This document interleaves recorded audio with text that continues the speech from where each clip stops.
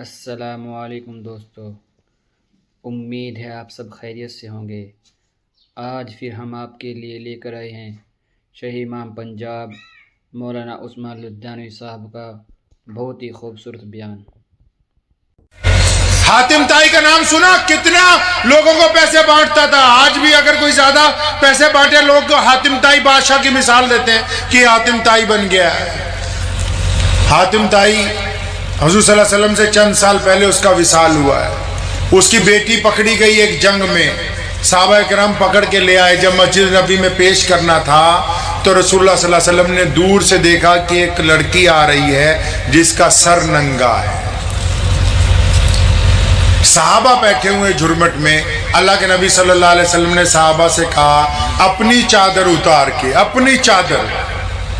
کون سی چادر؟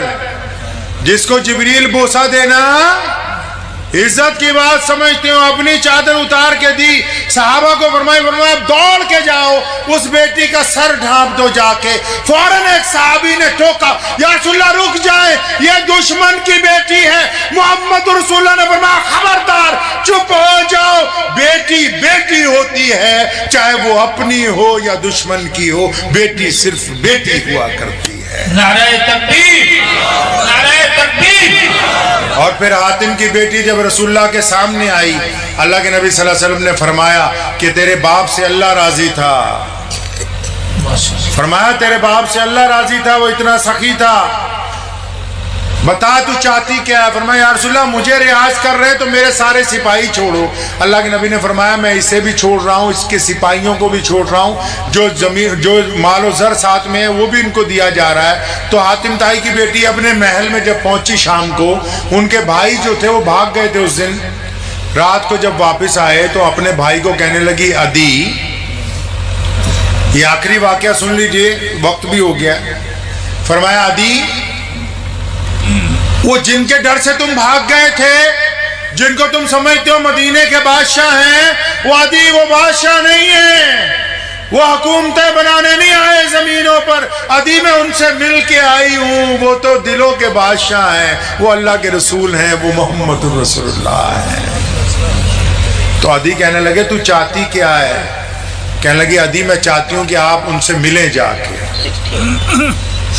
عدی رضی اللہ تعالیٰ عنہ نے اپنی بہن سے کہا کہ اچھا لوگ تو ان سے جا کے مسجد میں ملتے ہیں، لیکن میں تو جب تک ان کا گھر نہ دیکھ لوں گا تو میں ان کو مانوں گا نہیں، نعوذ باللہ۔ فرمایا تم جاؤ تو صحیح۔ عدی رضی اللہ فرماتے ہیں میں مسجد نبی میں پہنچا، حضور صلی اللہ علیہ وسلم صحابہ کے جھرمٹ میں بیٹھے ہوئے ہیں، تو حضرت عدی کو دور سے دیکھ کے فرمایا عدی وہ آ گیا، آ جاؤ تمہارا انتظار تھا۔ عدی رضی اللہ حیران، فرمایا رسول اللہ میرا نام بھی جانتے ہیں؟ ایتھے تو انہوں فرصت ہی کوئی نہیں فتوے دین دے کہ علم غیب رسول اللہ کے پاس تھا یا نہیں تھا۔ 12 ربیع الاول کا مہینہ آتا ہے نا، ان کی بدبختی دیکھو، دیوبندی بریلویوں کو کہتے ہیں کہ بدعتی ہیں، بریلوی دیوبندیوں کو کہتے ہیں کہ کافر ہے۔ عشق رسول کا مہینہ یہ بتانے کے لیے تیار ہی نہیں کہ رسول اللہ کون ہے، رسول اللہ کیسے چلتے ہیں، رسول اللہ کیسے بولتے ہیں، رسول اللہ کے معاملات کیا ہیں۔ نہیں ہم تو فتویٰ دیں گے۔ تو میں مولویوں اکثر کیا کرتا ہے، آپ سے یہاں بھی کہتا ہوں کہ کچھ باتیں ہماری اوقات سے اوپر کی، ہر بندے کی ایک حیثیت ہوتی ہے نا جی، وہ حیثیت ہوتی نا ہر بندے کی، تو بندہ اپنی حیثیت سے اگر اوپر بات کرتا ہے تو ہم کیا کہتے ہیں کہ اپنی اوقات سے فاضل بات نہ کرو۔ رسول اللہ کیا ہیں کیا نہیں ہے یہ اللہ ہی جانتا ہے، ہماری اوقات سے ذرا اوپر کی کہاں کی بات ہے جی، اوپر کی بات ہے، اس مسئلے میں بحث نہ کیا کریں۔ صحیح بخاری میں حدیث ہے، رسول اللہ نے فرمایا جنگ بدر کے دن رات کو جب دشمن نے چاروں طرف سے گھیر لیا، صحابہ رضی اللہ تعالیٰ کی تعداد صرف 313 ہے، دوسری طرف ہزاروں لوگ ہیں، پھر بھی چھڑی لے کے رات کو فرمایا ایتھے ابو جہل ڈگنا ہے۔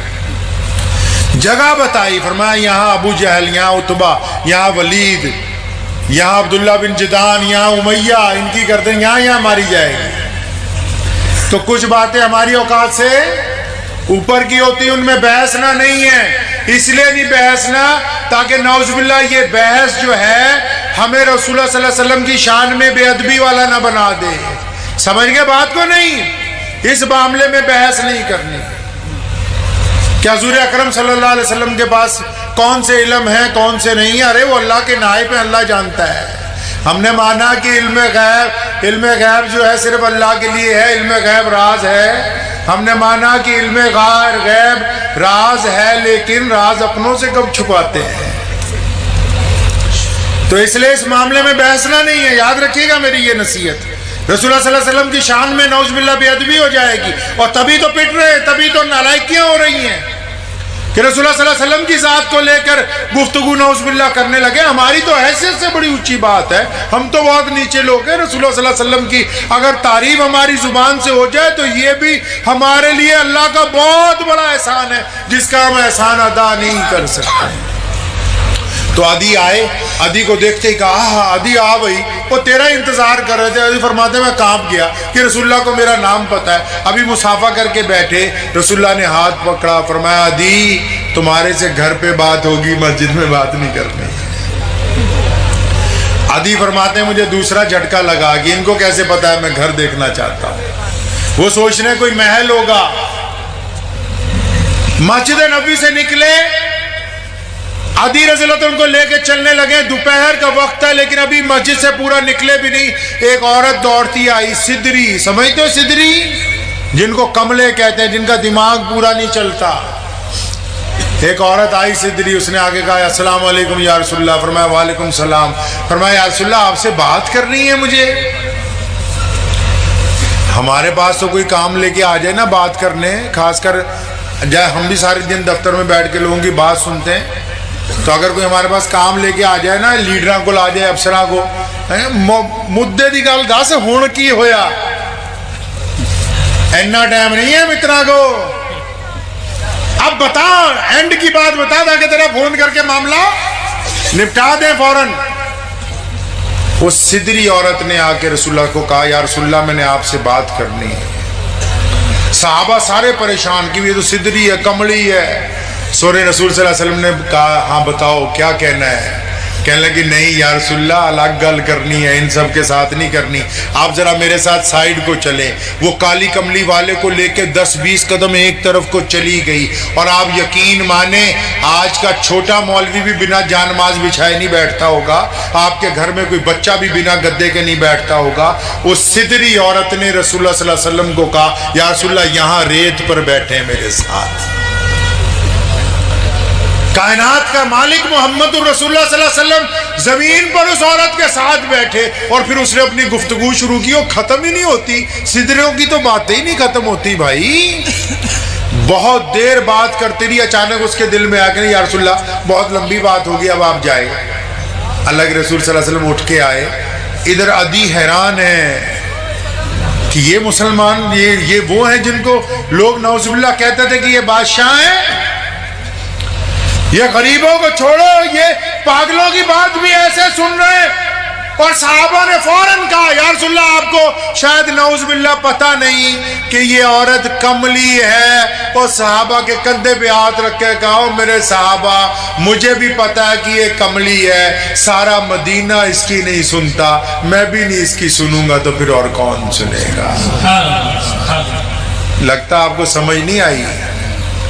مطلب سدروں کی اگر ساری دنیا نہیں سنتی تو مسلمان بھی نہیں سنیں گے تو پھر اور کون سنے گا؟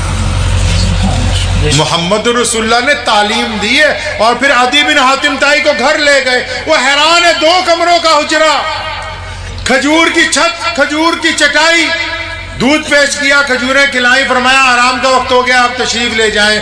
عدی نے ہاتھ پکڑ لیا، فرمایا یا رسول اللہ آیا تو جانے کے لیے تھا لیکن اب نہیں جاؤں گا۔